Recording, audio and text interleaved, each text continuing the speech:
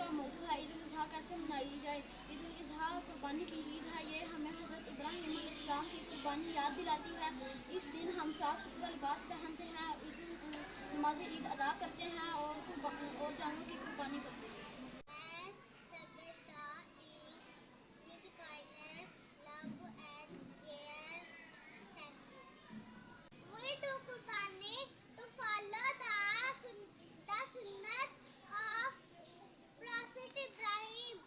عید الاضحیٰ کیسے منائی جائے۔ عید الاضحیٰ قربانی کی عید ہے، یہ ہمیں حضرت ابراہیم علیہ السلام کی قربانی کی یاد دلاتی ہے۔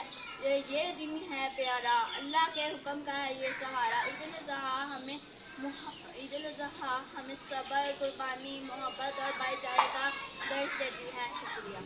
نماز عید بستی سے قریب کھلے میدان میں پڑھنا سنت ہے، ہمیں عید سادگی سے منانی چاہیے۔ السلام علیکم۔ قربانی کے جانوروں کی ادھر ادھر پھینکنا بہت مکروہ حرکت ہے اور اس سے فتوح اور بیماریاں پیدا ہو جاتی ہیں۔ السلام علیکم۔ قربانی کا دن سال کا آخری دن ہوتا ہے۔ میرا نام مکمل ہے۔ ذو الحجہ کی 10 تاریخ کو عید الاضحیٰ منائی جاتی ہے۔ نماز عید ادا کریں۔ عید کے دن سب سے پہلا عمل نماز عید ہے۔ سنت طریقے سے نماز عید ادا کریں، وقت پر عاجزی اور شکر کے ساتھ تکبیرات کا اہتمام کریں۔ عید کے دنوں میں اللہ اکبر، اللہ اکبر، لا الہ الا اللہ، واللہ اکبر، اللہ اکبر، للہ الحمد کا کثرت سے ورد کریں۔ عید الاضحیٰ کیسے منائی جائے۔ اضحیٰ کے معنی قربانی کے ہیں۔ عید الاضحیٰ کو قربانی کی عید، بقرہ عید اور بڑی عید بھی کہا جاتا ہے۔ عید الاضحیٰ ذو الحجہ کی 10 تاریخ کو منائی جاتی ہے۔ یہ عید حضرت ابراہیم اور حضرت اسماعیل کی سنت کو تازہ رکھنے کے لیے منائی جاتی ہے۔ قربانی کا گوشت 3 حصوں میں تقسیم کیا جاتا ہے۔ قربانی کا عمل۔ نماز عید کے بعد قربانی کرنا سنت ابراہیمی کی پیروی ہے۔ قربانی کا گوشت، قربانی کے جانور کو قبلہ رخ لٹا کر بسم اللہ، اللہ اکبر کہہ کر ذبح کرنا چاہیے۔ قربانی کے گوشت کے 3 حصے کرنے چاہیے۔ پہلا حصہ اپنے لیے، دوسرا حصہ رشتہ داروں اور دوستوں کے لیے، تیسرا حصہ غریبوں اور محتاجوں کے لیے۔ عید الاضحیٰ ہمیں یہ سبق سکھاتی ہے کہ اللہ کی رضا کے لیے ہر قربانی کم ہوتی ہے۔